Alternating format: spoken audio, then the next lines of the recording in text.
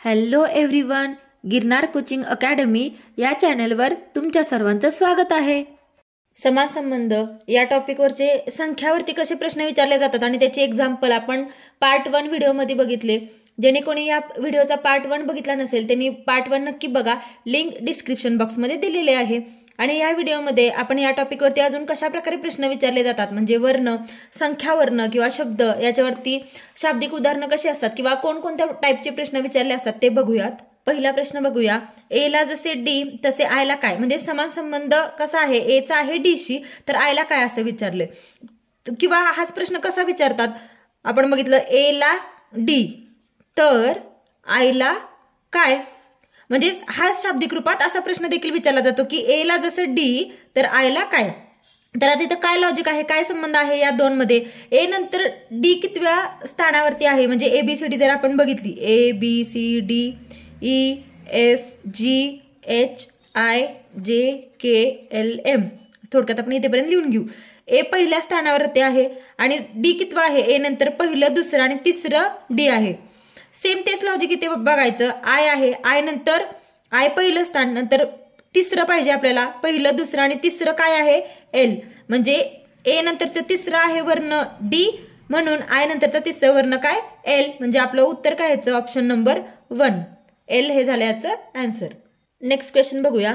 जर CUT equal to PHG तर SIR equal to काय, आणि हे खाली आपल्याला 4 ऑप्शन्स दिलेत. तर आता अशा प्रकारचे प्रश्न कसे सॉल्व्ह करायचे, तर सर्वात प्रथम A to Z लेटर्स असे क्रमवार लिहून घ्यायचे, म्हणजे आपल्याला शोधायला संबंध खूप इझी जातो. म्हणजे जसं आता इथे काय दिले, CUT इक्वल टू PHG दिले, म्हणजे C पहिला आहे, इथं पहिलं काय आहे P, सी इथं सीच्या खाली पी, म्हणजे क्रमवार समोरासमोर येणारे हे वर्ण आहेत, म्हणजे अशी जोडी बनवली. इथं सी आहे तर इथं पी. सेम पुढं काय आहे, यू एच, यू कुठं आहे, यू ला काय समोरचा आहे एच, ही एक जोडी बनवली आहे. पुढचं काय टी आणि जी, टी कुठे आहे, टी आणि जी, म्हणजे इथं पण सेम तेच लॉजिक वापरले, म्हणून हे सेम लॉजिक आपण SIR मध्ये वापरायचं. मग एसच्या समोर काय आहे, एफ, एसच्या समोर एफ आहे म्हणून पहिला एफ लिहू आपण. आयच्या समोर काय आहे, आय नंतर आहे व्ही, आणि आरच्या समोर काय आहे, आरच्या समोर आहे ई, म्हणजे समोरासमोरची पेअर बनवली आहे, म्हणून आपला आन्सर काय येणार याचं FVE ऑप्शन नंबर 1. अशा प्रकारचे प्रश्न सॉल्व्ह करताना नेहमी ABCD अशी A to Z लेटर्स लिहून घ्यायचे, म्हणजे खूप इझी असतं की समोरासमोरचा काहीतरी संबंध आहे किंवा तिरकस असतो किंवा क्रमांचा काही संबंध असतो किंवा एक अंक सोडून किंवा एक वर्ण सोडून असं काहीतरी असतं, म्हणून असं लिहून घ्यायचं, म्हणजे आपल्याला तो संबंध फाइंड आउट करणं खूप इझी जातं. क्वेश्चन 3 बघूया. डी ला जसं AF तसं जी ला काय असं विचारलं, आणि हे खाली आपल्याला 4 ऑप्शन दिलेत. आता इंग्रजी वर्ण मालिकेत डी क्रमांक बघूयात आपण, क्रमांकाचं काय लॉजिक लागतंय का, तर हा डी चा नंबर काय आहे, ABCD, म्हणजे डी किती नंबरला येतं, 4 नंबरला येतं. आणि AF, डी चा संबंध आहे AF शी, मग आपण AF चं पण बघूया. नेक्स्ट क्वेश्चन बघूयात. प्रश्नचिन्हाच्या जागी येणारा अपूर्णांक कोणता असं विचारलंय. F/L इक्वल टू काय, ह्याचा संबंध 1/2 दिलाय, तर F/X equal to question mark, म्हणजे इथं काय येईल असं विचारलंय, आणि आपल्याला हे 4 खाली ऑप्शन्स दिलेत, म्हणजे ह्याचा संबंध याच्यासोबत आहे तरी याच्यासोबत येणारा काय असं विचारले. तर आधी काय लॉजिक वापरले ते बघूयात.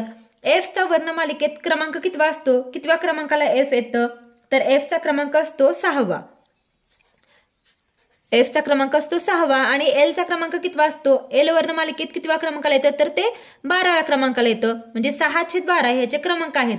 आणि याला जर भाग घालवला आपण तर किती येतं, 6×1=6 आणि 6×2=12, म्हणजे ह्याचं थोडक्यात अतिसंक्षिप्त रूप, म्हणजे भाग घालून येणारा आन्सर तो याच्याशी संबंध दिलाय आपल्याला, FL इक्वल टू 1/2. सेम आता आपण FX असंच करून घेऊयात. एफचा नंबर किती आहे आपल्याला माहिती आहे, एफचा नंबर आहे 6, आणि एक्स कितव्या नंबरला येतं वर्णमालिकेत, तर एक्सचा नंबर असतो 24. मग आता याला भाग घालू, 6×1=6, 6×4=24, म्हणजे FX चा संबंध काय येणार, 1/4. उत्तर काय म्हणून आपलं ऑप्शन नंबर 2 1/4. नेक्स्ट क्वेश्चन बघूया. 100 ला 104 तर 125 ला किती असं विचारलं, आणि हे खाली आपल्याला 4 ऑप्शन दिलेत. तर आता यामध्ये काय संबंध आहे या तिन्ही संख्यांमध्ये ते बघूयात. तर आपल्याला माहिती आहे 100 म्हणजे काय असतं, इथे काय लॉजिक आहे, 100 म्हणजे 25×4 चा गुणाकार, 25×100. 104 म्हणजे काय, तर 26 गुणिले 4चा गुणाकार, 26 चौक 4 दर्शे. सेम 125 म्हणजे काय, 25 गुणिले 5, 25 पाचा 125, म्हणजे 100 25 गुणिले 4 केले आणि पुढची संख्या 26 गुणिले 4 केले. सेम 125 म्हणजे काय, 25 गुणिले 5 केले, म्हणून आता काय येणार, ही जी संख्या पुढची येणार आहे ती किती येणार, 26 गुणिले 5 येणार. मग 26 गुणिले 5 किती येतं, 26 पाचा 130, म्हणून आपलं आन्सर काय झालं, ऑप्शन नंबर 1 130. म्हणजे थोडक्यात इथे 25 नी 4 ला गुणले म्हणून इथे 26 नी 4 ला गुणले, इथे 25 नी 5 ला गुणले म्हणून पुढच्या संख्येला 26 नी किती गुणलं, 5 नी गुणलं, आणि म्हणून आपलं 26 गुणिले 5 130 हे झालं याचं आन्सर. नेक्स्ट क्वेश्चन बघूया. 100 ला 104 तर 125 ला किती असं विचारलं आणि हे खाली आपल्याला 4 ऑप्शन दिलेत. तर आता यामध्ये काय संबंध आहे या तिन्ही संख्यांमध्ये ते बघूयात. तर आपल्याला माहिती आहे 100 म्हणजे काय असतं, इथे काय लॉजिक आहे, 100 म्हणजे 25 गुणिले 4चा गुणाकार, 25 चौक 100. 104 म्हणजे काय, तर 26 गुणिले 4चा गुणाकार, 26 चौक 4 दर्शे. सेम 125 म्हणजे काय, 25 गुणिले 5, 25 पाचा 125, म्हणजे 100 25 गुणिले 4 केले आणि पुढची संख्या 26 गुणिले 4 केले. सेम 125 म्हणजे काय, 25 गुणिले 5 केले, म्हणून आता काय येणार, ही जी संख्या पुढची येणार आहे ती किती येणार, 26 गुणिले 5 येणार. मग 26 गुणिले 5 किती येतं, 26 पाचा 130, म्हणून आपलं आन्सर काय झालं, ऑप्शन नंबर 1 130. म्हणजे थोडक्यात इथे 25 नी 4 ला गुणले म्हणून इथे 26 नी 4 ला गुणले, इथे 25 नी 5 ला गुणले म्हणून पुढच्या संख्येला 26 नी किती गुणलं, 5 नी गुणलं, आणि म्हणून आपलं 26 गुणिले 5 130 हे झालं याचं आन्सर. नेक्स्ट क्वेश्चन बघूया. 23 ला 57 तर 11 13 ला किती, आणि हे खाली आपल्याला 4 ऑप्शन दिले. आता आपण जर व्यवस्थित बघितलं तर काय दिसतंय आपल्याला, सेपरेट जर नंबर बघितले 2 3 2 3 या पहिल्या मूळ संख्या आहेत, पहिल्या 2 मूळ संख्या त्या कोणत्या आहेत, 2 आणि 3. नंतरच्या येणाऱ्या लगतच्या मूळ संख्या कोणत्या आहेत, 2 3 नंतरची सलग येणारी 5 आणि 7 या मूळ संख्येत तेच दिले. 2 3 ची एक संख्या बनवले 23, पुढच्या येणाऱ्या मूळ संख्येची एक संख्या बनवले 57. ह्याच्या नंतरची येणारी क्रमवार कोणती, 2 3 5 7 नंतर येते 11 आणि 13, 11 आणि 13, तीच पेअर इथे बनवले 11 आणि 13, म्हणून इथे काय येणार, याच्या नंतरची मूळ संख्या.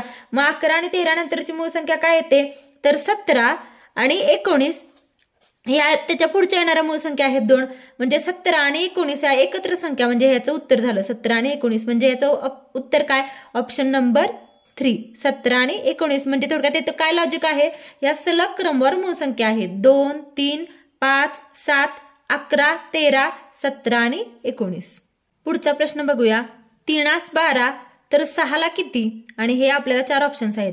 तर आता हे पहिलं पद आणि दुसऱ्या पदामध्ये काय संबंध आहे, तर पहिलं पद काय आहे 3 आणि दुसरं पद 12. मग 12 कसं येतं बरं, 3 चा वर्ग किती येतो, 3 चा वर्ग 9 अधिक 3 म्हणजे 12 येतं. म्हणजे थोडक्यात काय लॉजिक आहे, काय संबंध ह्या पहिल्या आणि दुसऱ्या पदात, हे आहे n चा वर्ग केला अधिक n, हे लॉजिक वापरलं. म्हणजे काय, 3 चा वर्ग केला, n म्हणजे 3 पकडलं, 3 चा वर्ग 9 अधिक हे n म्हणजे 3 म्हणजे 9 3 12. सेम हेच लॉजिक आपण इथे वापरू. इथे 6 दिले, मग n च्या जागी आपण काय टाकणार 6. 6 चा वर्ग अधिक n म्हणजे 6. मग 6 चा वर्ग किती असतो 36 अधिक 6, मग 36 अधिक 6 किती, तर ते झालं 42. म्हणजे आपल्या याचा आन्सर काय, ऑप्शन नंबर 2 42. समान संबंध या टॉपिकवरती आपण बघितलं की संख्यावर्ण किंवा संख्यावर्ण सोबत यावर जसं प्रश्न विचारले जातात, एकमेकांच्या पदांचा काय संबंध आहे त्या लॉजिकवरून आपल्याला उत्तर काढायचं असतं. सेम तसं शब्दावरती देखील प्रश्न विचारले जातात. तर ते बघूयात कसे. नेक्स्ट क्वेश्चन बघूया. जर कवीचा संबंध असेल कल्पना, कवी बरोबर कल्पना, तर कलाकार बरोबर काय असं विचारलं आपल्याला. आणि हे खाली आपल्याला 4 ऑप्शन्स आहेत. पहिलं आहे सर्जनशीलता, दुसरं तंद्री, तिसरं परिस्थिती आणि चौथं यापैकी नाही. तर आपल्याला हे जे पहिलं पद आहे आणि दुसरं पद आहे यामध्ये काय संबंध आहे ते शोधायचं आहे. आपल्याला कवीचं काय दिलंय, कल्पना दिलंय, आणि कलाकारला काय असं विचारलंय. तर ज्याप्रमाणे कवीला कल्पनेतनं कविता सुचतं त्याप्रमाणे कलाकाराला नवनिर्मितीची क्षमता म्हणजे कलाकार कधी त्याची कला सादर करू शकतो, जर त्याच्याकडे ती नवनिर्मिती असेल तर करू शकतो. म्हणून याचं उत्तर काय येणार, कलाकार तंद्री असेल तर तो होतो का कलाकार, नाही. परिस्थिती असेल तर होतो का, नाही. असं काय नाही, परिस्थिती नाही मॅटर करत, पण सर्जनशीलता पाहिजे तेव्हा नवनिर्मिती तो करून कलाकार करू शकतो काहीतरी. म्हणून जसा कवीचा संबंध कल्पनेशी आहे, कल्पना सुचली तर तो कवी होतो, कविता करतो, तसं कलाकार कधी, जर त्याच्याकडे ती सर्जनशीलता असेल तर.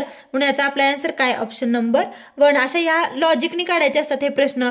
इथे काय मॅथ्स सारखं नसतं की काय, फक्त इथं पर्यायावरून शक्यतो उत्तर काढायचं. नेक्स्ट क्वेश्चन बघूया. जर चतुर्दशीला पौर्णिमा तर अमावस्येला काय, असं विचारले. आणि ऑप्शन आहेत, पहिला काळोख, दुसरं प्रतिपदा, तिसरं आहे द्वितीया आणि चौथा आहे चतुर्दशी. तर आता या पहिलं पद काय आहे आपलं समान संबंधातलं, चतुर्दशी, आणि दुसरं आहे पौर्णिमा. तर या पहिल्या पदाचा दुसऱ्या पदासोबत काय संबंध आहे ते ओळखायचं. चतुर्दशी आणि पौर्णिमेमध्ये काय संबंध आहे, तर चतुर्दशीचा लगतचा दिवस म्हणजे चतुर्दशी नंतर येणारा लगेचचा दिवस असतो तो असतो पौर्णिमा. म्हणजे चतुर्दशीचा लगेचचा दिवस, हे लॉजिक वापरले. सेम तेच लॉजिक आपण इथे वापरू की अमावस्येनंतर येणारा लगतचा पुढचा दिवस कोणता, त्या दिवसाला काय म्हणतात, ते ह्याचा आन्सर असणार आहे. मग अमावस्येनंतर येणाऱ्या पहिल्या दिवसाला, लगतच्या दिवसाला म्हणतात प्रतिपदा. म्हणून आपल्या या क्वेश्चनचा आन्सर काय, प्रतिपदा, option number 2. Thank you for watching. Please व्हिडिओला लाईक करा, शेअर करा, कमेंट करा आणि चॅनेलला सबस्क्राईब करायला विसरू नका. आणि अशा प्रकारचे कोणत्या टॉपिकवरचे व्हिडिओ तुम्हाला पाहायला आवडतील ते कमेंट करून नक्की सांगा.